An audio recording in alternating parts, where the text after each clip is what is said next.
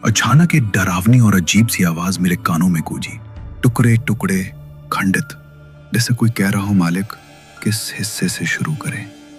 मैं एक झटके में नींद से जाग गया और जैसे ही आंखें खोली मेरी आत्मा जैसे शरीर से बाहर निकल गई हो।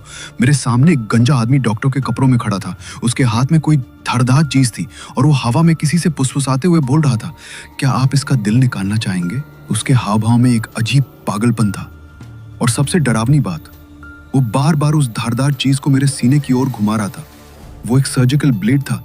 क्या वो मुझे चीरेगा? उसका चेहरा किसी विक्षिप्त की तरह लग रहा था। वो बड़बड़ा रहा था, मेरे मालिक ने हुक्म दिया है, इसका दिल निकालो। उसके चेहरे पे एक खौफनाक मुस्कान थी। फिर वो मुझे एकटक घूरते हुए धीरे धीरे मेरी ओर बढ़ने लगा। उसके मुंह से अजीब सी कराह निकल रही थी, जैसे एड्रेनलिन से भरा कोई जानवर। वो मेरे बेहद करीब आ गया। फिर हवा में किसी की ओर सिर हिलाते हुए बोला, हुक्म स्वीकार कर लिया मालिक, अभी शुरू करता हूं। और फिर वो मेरे चेहरे के पास झुककर भयानक आवाज में बोला, ध्यान रखना, जब छुरी शरीर में घुसेगी तो कैसा महसूस होता है, ये मुझे बताना पड़ेगा। मेरे होश उड़ गए। बिना सोचे समझे मैंने उसे धक्का दे दिया। वो चिढ़कर एक खाली कोने की ओर मुड़ा और गुस्से से चिल्लाया, मालिक, ये तो हिल रहा है, मैं शुरू ही नहीं कर पा रहा, अब क्या करूं?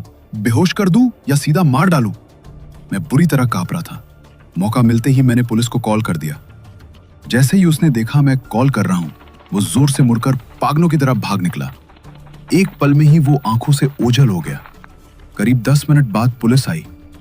तब तक वो गायब हो चुका था। समझ ही नहीं आ रहा था वो अंदर आया कैसे। दरवाजे खिड़कियां सब तो लॉक थी। क्या ये सब मेरी कोई वहम थी? नहीं, बिल्कुल नहीं, क्योंकि कमरे में अब भी उसकी बदबू बाकी थी। ऐसी गंध मैंने कभी नहीं सूंघी थी, खून की बदबू, और उसमें मिली हुई एक उल्टी लाने वाली सड़ी हुई गंध। डर अब मेरी रगों में बस गया था। अगली रात सोने से पहले मैंने दरवाजे खिड़कियां 3 बार चेक की।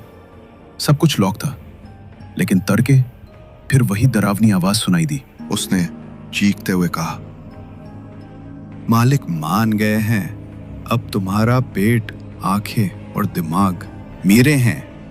ये कहते हुए उसने छुरी की धार मेरे आंखों की तरफ बढ़ा दी। मैं डर के मारे पागलों की तरह लात मारने लगा। सौभाग्य से एक लात उसे लग गई। मैं दर्द से चीखते हुए बाथरूम में भागा और दरवाजा बंद कर लिया। फिर से हड़बड़ी में पुलिस को फोन किया, लेकिन इस बार वो भागा नहीं। पागलों की तरह बाथरूम के दरवाजे के बाहर चिल्लाने लगा, बोलो तो, दिल निकालने के बाद वो कितनी देर तक धड़कता है? लगता है दर्द होगा क्या? मैं कांप रहा था, लेकिन डर के बावजूद चिल्लाकर जवाब दिया, और तू बता, पुलिस आने में कितनी देर लगेगी? ओह, दहाड़ पड़ा, गिनती शुरू कर रहा हूं। अगर तब तक दरवाजा नहीं खोला तो दरवाजा तोड़कर पहले वार में ही तुम्हारा दिल फाड़ दूंगा। इसके बाद वो दरवाजे पर छुरी से जोर जोर से वार करने लगा। किस्मत से तभी पुलिस का सायरन सुनाई दिया।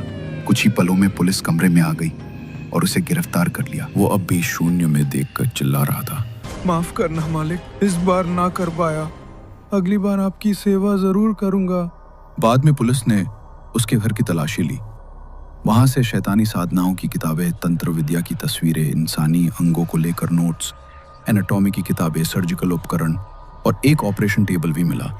और भी भयानक बात, उसने पुलिस से गर्व से कहा, मैं पहले भी एक आदमी का दिल निकाल कर खा चुका हूँ, स्वाद शानदार था। उसके पूरे शरीर पर शैतानी टैटू गूदे थे, जैसे खुद ही छुरी से काट कर बनाए हों। वो पागलों की तरह चिल्ला रहा था, मालिक, मुझे अमर बनाएंगे। जब पुलिस ने पूछा, ये मालिक कौन है? उसने जवाब दिया, मूर्ख मानव, क्या इंसान ही एकमात्र बुद्धिमान जीव है? इस दुनिया में ऐसी ताकतें हैं जो हमारी समझ से बाहर हैं। मैं जिनकी सेवा करता हूँ वो बहुत शक्तिशाली हैं, इंसानों से ऊपर। उन्हें इंसानी दिल बहुत पसंद है और मैं उनका वफादार सेवक हूँ, बस उनके आदेश का पालन करता हूँ। अंत में उसे जेल भेज दिया गया, लेकिन कुछ ही दिनों में वो जेल के अंदर मृत पाया गया। उसकी मौत की हालत बेहद भयानक थी। उसकी आंखें बाहर निकली हुई थी। कहा जाता है उसे पकड़ने के बाद भी कई अजीब घटनाएं हुई, लेकिन उनकी सच्चाई कोई नहीं जानता।